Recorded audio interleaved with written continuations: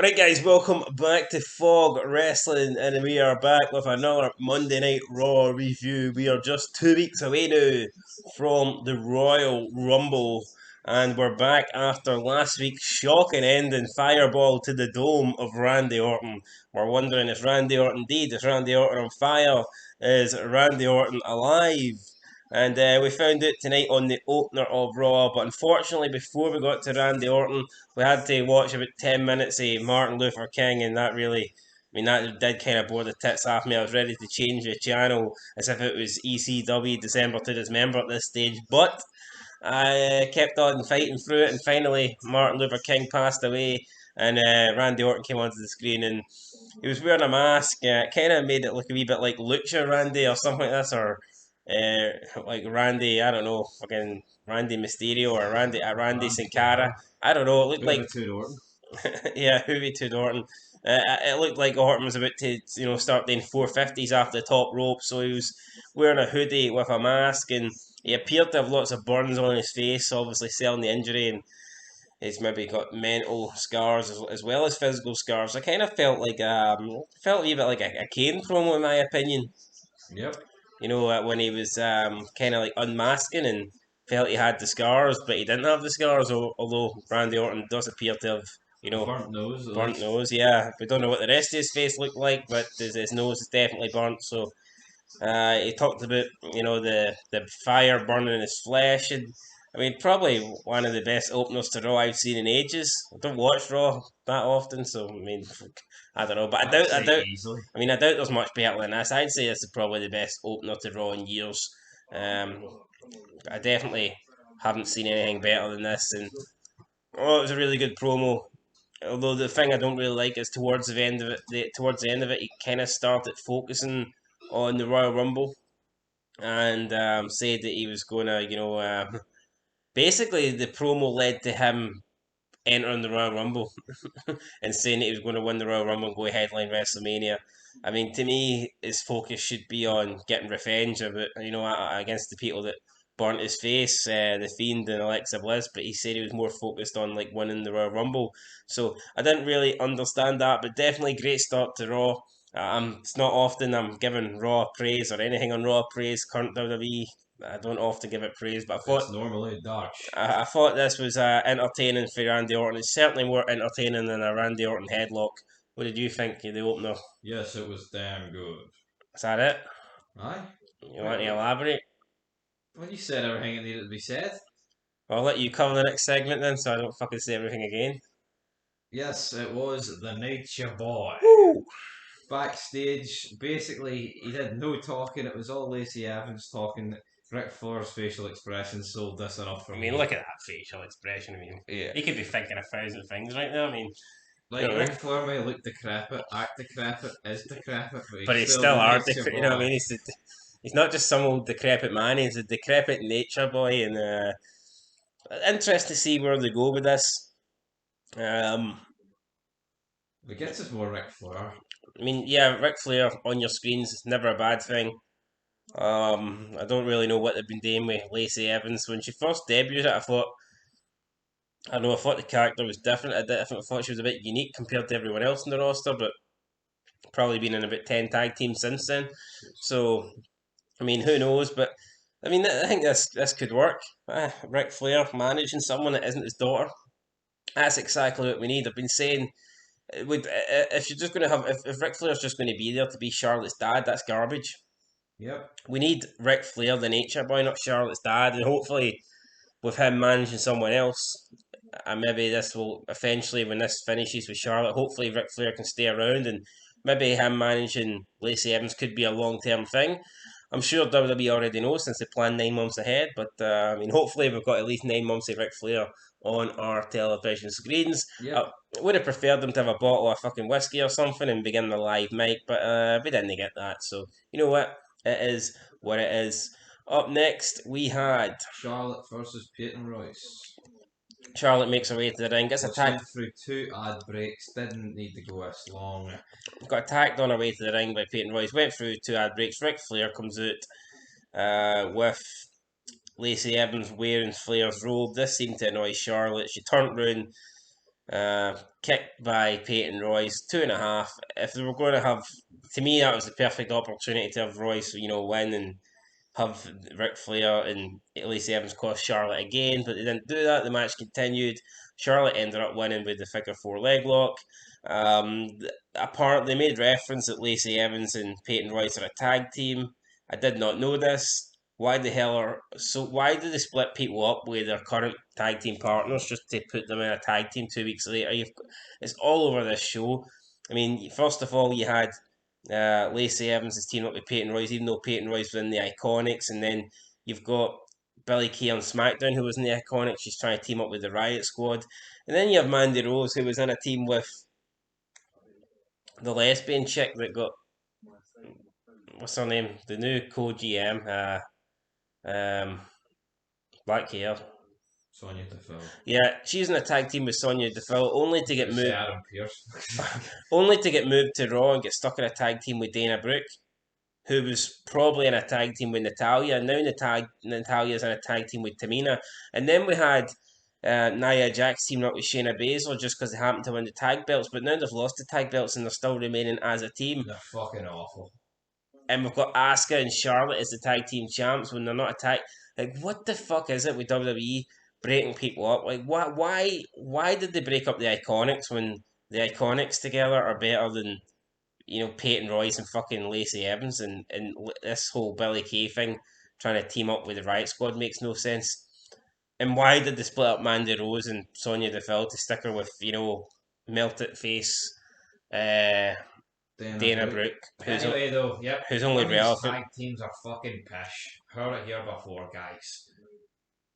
What's next? No, but like the couple of legit tag teams they did have, they've broke up and they've just. Yeah, but no, what it is. Alright, we're going to go a different direction. Oh, fuck. Oh, we don't know what to do. We fuck sticking in another tag team. Yeah, that's it. Up next, we had Xavier Woods taking on some guy called Mace for Retribution. Mace won. I'm not talking about this. I feel like getting Mace sprayed in my face during this match. I'm going to spend 10 seconds burying this. They came in, supposed to take over the company, and all they've amounted to is battering a jobber 5-on-1 who's a nobody in fish. Yeah, I mean, let's be real. When Retribution first came in, their whole goal was to take over the WWE, destroy WWE. And now they can't even beat the New Day for you know what I mean? They were taking over Raw, taking over SmackDown, and now they're stuck in a feud with just two members of the New Day, and one of them's sat at home with a broken jaw. So, to me, I think, the whole thing was dead anyway. But when they announced Mustafa Ali as the head guy, the leader of Retribution, that's when it killed it. I mean, you can't have a jobber in charge of a stable unless it's like the Job Squad. You know what I mean? Then that's fair enough. But when you want to have a stable that takes over the company, the guy needs to be pretty. And I knew it wasn't going to be CM Punk, but it needed to be someone similar, or at least someone close to main event status. And it wasn't. Not Mustafa Ali. Next up, the Hurt Business make their way out. Bobby Lashley gets in a bit of confrontation with Riddle, steps on his foot. Backstage, yep. Sold the wrong foot. Yeah, so he stood on his foot backstage because he was wearing flip flops, but Riddle sells the wrong foot, and then when they have a match later, we'll just cover it now. There's no point time skipping or whatever. So then they have a match later on in the night. It's Riddle and two of fucking Scott Steiner's lawnmowers taking on the Hurt Business, and Riddle comes out with his feet taped up, and I'm thinking, well, hold on here. The whole point of his feet being taped up is because Bobby Lashley, stomped on his foot backstage because he's wearing flip flops. But the guy competes in the ring with no shoes on. So if you could injure the guy that easily, then why wouldn't you just step on his foot during the match? But did the guy sell his foot injury during the match? Did he? Fuck. So what was the point? He came out with tape on his foot and never sold it once. Yep. Even his entrance, you see his entrance? He jumps over the top rope and then kicks and flips his flip flops off. I mean, if he's got a sore foot, he wouldn't be able to do that. He'd do it with one of them or something. Yeah, but it's fucking garbage. Absolute garbage. Right. It's like, I mean, it doesn't matter how much good stuff you get on this. It doesn't matter if you get good stuff on Raw. You're always going to have. The next segment's always going to be something fucking dog shit that drags it down. Right, So talking about fucking dog shit. Nia Jax, Shayna Baszler. Jesus Christ, yeah. Shayna Baszler takes on Mandy Rose. Nia Jax does commentary. Worst thing ever. Probably the worst thing on this show. I mean, if there's minute by minute ratings, I'm sure that they're tuning out or committing suicide here by the thousands. Just awful. I mean, Nia Jax, she's making up words that don't even exist. What was this? What was it? Blindingly? No. Something pish, something that make any fucking Something sense. that's not a word. I can't remember what it's, but she was coming at, she was making up words, ain't words, and Shayna Baszler on the mic is like, she just looks like a spastic, talks like a spastic, is a spastic. End of. I'm not talking about this pish any longer. Next segment. Nia Jax is the worst thing I think going. Anyway, up next Well, Shayna Baszler's probably at thereabouts. least Shayna Baszler. I think Looks like a fucking chemotherapy zombie. no, but I think if you just have Shayna Baszler in a row where she doesn't speak and she just does the MMA fighter thing, you can kind of take her serious as a heel or whatever. But Right, next she shouldn't up, be speaking. Up next we had Playground. Playground. I mean, this was all right. I guess it was fine. It was a bit retarded. I feel like. I feel like I feel like the best way to use Asuka and Nakamura is to basically make fun of their lack of English. I think that's And that's what we did here. yep. I know this bears no relevance to this whatsoever, but even Ronnie O'Sullivan when he was having an interview with Yang Bing To, who won the Snookers Masters, for anybody that No one cares, gives a fuck. he, He's just killed any fear. no, but he was speaking Chinese. He was speaking English Chinese in the interview, like basically ripping the piss on him. I think that's what you need to be doing here. I mean, to make these Asian guys. I mean, you look at Tajiri, right? The best run he had was when he was with William Regal, and they were basically mocking him for his lack of English and stuff like that. That was the best run Tajiri had in WWE. His stuff with Austin backstage, when he was. But yeah, it was basically, this this guy speaks broken English. That's it. And I think that's what they kind of need to do with asking Nakamura, because to me, that's when Nakamura's done his best stuff. When he's like me no speak English, or he just comes out and he's speaking the broken English. It kind of just makes him more interesting, I think, and funnier. So Yep. And these two will face each other in the main event. Next up, we had AJ Styles versus Ricochet. right, AJ Styles won. I'm not talking about this. AJ Styles is irrelevant now. He's just another jobber on the Yes, it's sad. I mean, how can you go from TNA legend to coming in and having a great program feud with Roman Reigns, having a great feud with John Cena, having the match of the year contender with John Cena to this? It doesn't even make much sense. But anyway, why is AJ hanging about with a big black guy at 7 feet and a half tall? I mean, I don't know. I don't understand it.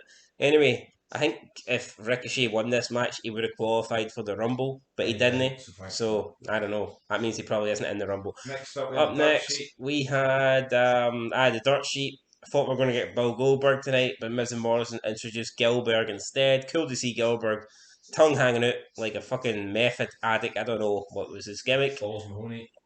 And then we get like a small fat midget version of Drew McIntyre. I mean, this was alright. See when they usually do stuff like this these days, it's awful, and I actually laughed a few times in this. Yeah, I mean this was all. I mean, it was all right. Like it was better than like normally when they do stuff like this. It is fucking atrocious. This wasn't as bad. I don't know if perhaps it was because Miz and Morrison were doing it, or maybe we had the real Gilbert, or it was kind of the way they kind of broke kayfabe a wee bit during this segment as well. And I guess that was all right. So I mean, overall, this was kind of it was funny, but I mean, I think I would have preferred the real Goldberg on the show. You know what I mean? But apparently, we don't get the real Goldberg. He mustn't have been. No. We'll get him next week though when Drew McIntyre returns. Drew McIntyre had a wee live via satellite thing. I don't quite think he's at the fame of Hollywood Rock, but yeah, we got COVID McIntyre instead, and he'll be back next week on Raw. After know your role. After that, we had what did we have Jeff after Hardy that? against Jackson Raider. Jeff Hardy is pretty much irrelevant at this stage. This is my problem, right? Why not have your top stars feuding with each other going into the Rumble match? Oh, i.e. Jeff Hardy and AJ Styles, not these two feuding with fucking Raider, and Ricochet. Right, my problem is if Jeff Hardy ran over Elias, right, 9 months ago or when he was drunk. Why we having matches? That's pretty big. Now I can understand. That's definitely worthy of a feud. I can understand Elias, being pissed off and wanting revenge for that. But what's it leading to? Just match after match after match. Elias watching some guy have a match with Jeff Hardy. I mean, come on. When Austin got ran over, when he came back, he was wanting blood. Do you know what I mean? He was ready to kill some fucker, and that fucker was Rikishi, and then later Triple H. But to me, it's kind of like Elias just came back and he's like, "You ran me over. You almost killed me. Let's have a match." You know what I mean? Austin wasn't wanting a match. Austin was wanting to get his fucking hands on someone, and that's just Jeff Hardy wins. I mean, Jeff Hardy wins, but the guy's not really relevant at the DQ, moment, is he? whatever it was. Then he gets left battered in the ring. Up next, Main event. was it the main event? I think Yeah. we're missing. No, the Hurt Business. No, we covered that, didn't we? We had a WrestleMania report thing, but Yeah, it was alright, like, but that was a few days ago. Like, was it? yeah, Yeah, with a WrestleMania report with Triple Cena. H, Cena, Stephanie, and Sasha Banks, Roman basically, Reigns, and Roman Reigns, basically Paul Heyman, announcing the next two venues for the next three venues for WrestleMania, which was, it was alright. It was fun, pretty cool segment. It was give it a thumbs up. Why not? No Like, surprise, the worst people on it though were Reigns and Sasha Banks. yep. We had the Hurt Business beat, like I said, Riddle and those two guys in that 6-man tag. Then we had our main event. They're showing friction between Shelton Benjamin and Cedric Alexander. I mean, the Hurt Business hasn't been around that long, so are they going to split it up already? I don't get this. To me, to me, Cedric Alexander doesn't really belong in there. I mean, the other guys are all around the same age. Big. Whereas, whereas Cedric Alexander's just like I don't know, a 205 live guy. Right. I mean, I'd kick him out. There must be a better black guy hanging about you can stick in there. I mean, come on. The guy with AJ Styles. Yeah, well, I suppose. But no, but even him aside, I mean, Hurt Business. Hurt Business. I don't know, but there must be someone on the fucking roster, right? R-Truth. Yeah. But see, that's R-Truth. Why can't R-Truth have a proper run before he retires? See that stuff when he was doing the heel stuff and yeah, it was originally doing the little Jimmy and he came out. Smoking in the arena. I know. And he'd no music. I mean, he had a fucking championship match against Cena at the pay-per-view, for God's sake. And now look what he's been reduced to. Fucking absolute bottom of the fucking barrel mid-card jobber shite over a title that is not even a tenth as exciting as the hardcore title. But anyway, next, it was the main event. It was Alexa Bliss. It was Alexa Bliss versus Asuka. Weird main event, really weird main event. The match started normal match, normal match. It's raw tape now. Because that's the way they've done this. Yeah, this was weird. I mean, I guess it could be taped. Well, it could be live, but then they just taped the ending, which I'm assuming is what they've done here. Because the Thunderdome, I know it makes it look like they're actually there, but they're not. It's not like they're actually watching like a POV shot of where they are. Well, unless it's like, unless you played close attention, it could be like Speed, where the guy goes to the toilet and he doesn't realize he's watching the bus on a rerun. It could be something similar to that. I know I'm showing up. I'm bringing up all these references to things that aren't wrestling related. Well, Speed's a lot more relevant than Snoop. Well, that's funny because Speed was nearly 30 years ago. Fucking hell, holy shit. 30 years ago, that's mental. But anyway, yeah, this started as a normal match, and then all of a sudden, like 5 minutes in, the lights kind of go off, and then from then on out, Alexa Bliss sort of kind of wrestles like I don't know, zombie. It doesn't really sell anything. Sells random things, but then doesn't really sell any. Kind of turns into like a fucking Terminator. Commentators near kilt this. The commentators are whispering as if they're complete shite bags. It's as if they've been, trapped. It's like a home invasion or something, and they've been held at gunpoint, and they're trying not to alert someone. I don't get it. I mean, come on. That's what gets me. Look when Kane came out in chains and JR's fucking selling it. He's not fucking sitting there. Well, it's like McMahon. That's gotta be Kane. What's he gonna go? Oh, JR, hang on, might be Kane. Oh my god. Do you know what I mean? Like, come on. Fuck me. He's a damn monster. He looks over at him. Yeah, but you don't whisper. You whisper in situations where you don't want to be heard. I mean, let's be real. It's not like fucking Alexa Bliss is going to turn around and kill the fire three fireballs at the people on commentary because they're speaking too loud. So anyway, the match went on. Looked like Asuka was going to win. Then Alexa Bliss did the Fiend move. I forget what it's called. In the corner. Kiss of Death. The Sister Abigail. That's the one. 1, 2, 3. Refer it back to normal. Yeah. So she gets the win, and then the kind of lights go out, and she's went from being in like the Fiend attire back to her playground attire. And I mean, it was alright. Like, I'm not going to shit on it. It's, I thought it was an alright. But to me, it's not what I was expecting at all. I was kind of expecting, Randy Orton Randy Orton, RKO out of Triple H or nowhere, so. or maybe even the return of the Fiend. I think when Raw went off the air, you heard the Fiend saying, "Let me in." Well, I mean, you go. Maybe they're saving this return for the Royal Rumble, but I mean, to me, and, Like I will say this. I'm going to assume that Randy Orton's going to look like he's won the Rumble, and then the Fiend returns at the Rumble, and that maybe leads to Orton getting thrown out. Maybe the Fiend doesn't actually appear, but someone I'll takes say this, advantage. right? Wrestling's pish, but the women actually main event didn't even seem out of place for once. Usually it's forced in your throat, and this didn't even, like. I know the rest of the card was pretty shit, and I don't think anything else could have main evented it. But usually it's just fucking forced in your throat, and I don't think you noticed it as the main event. Yeah. So, I mean, I'm not going to lie, there was some good stuff on this show, and I'm just thinking how much better this show would have been if it was actually 2 hours. Because if it was only 2 hours, you'd be getting ready an hour of fucking crap. Well, that's assuming that they get rid of all the shit stuff, but I mean, if you take an hour off this show and you keep the good stuff, I mean, it was not bad. Probably one of the best Raws I've seen in recent memory. I'll give it a 4. I'm giving it a 4, and like I said, if it was a 2 hour show and it only had the good stuff and you had more of the good stuff, I probably could have gave it like a 6 or something like that, maybe even a 7. Because like I'll tell you I why. did enjoy it, but What see, jobber matches, commentary, and Nia Jackson Baszler. yeah. That's all So you the need. commentary for the three commentators are absolute pish. You've got Xavier Woods versus some guy called Mace. You know what I mean? Come on. Shayna Baszler versus Mandy Rose with Nia Jax on commentary. Come on. AJ Styles been absolutely wasted hanging about with some big muppet and fighting Ricochet. Come Same on. with Jeff. Adam Pearce backstage. You know what I mean? He's the man on Raw and SmackDown, yet he's a fucking See nobody. as bad as Ricochet is, like he's way more over than Adam Pearce, Oh yeah, fuck. and yet he's like making out so he's like his man. I mean, I could have told you who Prince Puma was. I could never fucking told you who Scrap Daddy Adam Pearce was. Getting the scrap. Anyway, guys, Fucking that'll be scrap it. yard. So I'll, anyway, we're both giving it a 4 out of 10. One of the best Raws I've seen in recent memories. If you don't count me watching old Raw on the old network. But yeah, definitely a good show. Next week, hopefully, can live up to this.